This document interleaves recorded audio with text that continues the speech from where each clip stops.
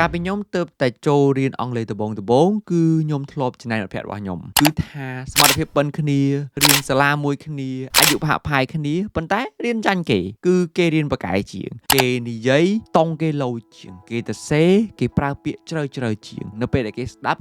បានច្រើនជាងគឺពេលហ្នឹងគឺមានថាខឹងខ្លួនឯងគឺមានអារម្មណ៍ថាអន់ចិត្តគឺខ្មាស់គេហ្មងប៉ុន្តែក្រោយមកគឺបានជួបមិត្តភក្តិម្នាក់ទៀតដែលមិត្តភក្តិម្នាក់ហ្នឹងបកកាយជាងមិត្តភក្តិដំបូងហ្នឹងទៀតចឹងបានពេលហ្នឹងគិតថា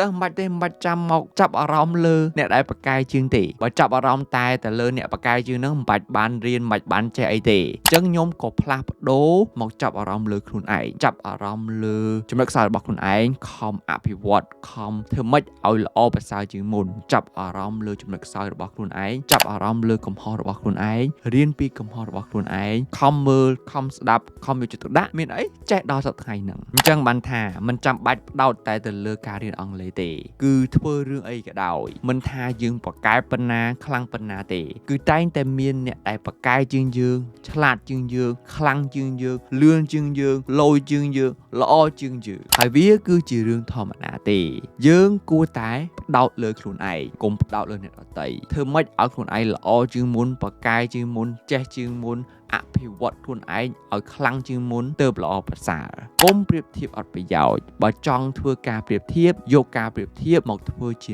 អ្នកលើកទឹកចិត្តយើងជំរុញទឹកចិត្តយើងឲ្យយើងខំប្រឹងកាន់តែខ្លាំងឲ្យយើងខំរៀនកាន់តែខ្លាំងដើម្បីឲ្យល្អដូចគេឲ្យខ្លាំងដូចគេឬក៏លើសគេក៏ថាបានហើយកុំប្រៀបធៀបលក្ខណៈអត់ប្រយោជន៍ដែលយកការប្រៀបធៀបមកបំបាក់ទឹកចិត្តខ្លួនឯងធ្វើឲ្យយើងមិនចង់បន្តទៅមុខទៀតការប្រៀបធៀបបែបហ្នឹងគឺអត់ប្រយោជន៍ទេការរៀនអង់គ្លេសក៏ដូចជាការរៀនភាសាផ្សេងគឺវាពិបាកទទួលស្គាល់អ្នកណាក៏ថាពិបាកដែរប៉ុន្តែបើយើងខំរៀនខំយកចិត្តទុកដាក់យើងប្រកាសជាចេះអ្នកផ្សេងគេធ្វើបានយើងក៏អាចធ្វើបានដែរវាមិនទាន់យឺតពេកទេអញ្ចឹងត្រូវតែខំរៀនទាំងអស់គ្នា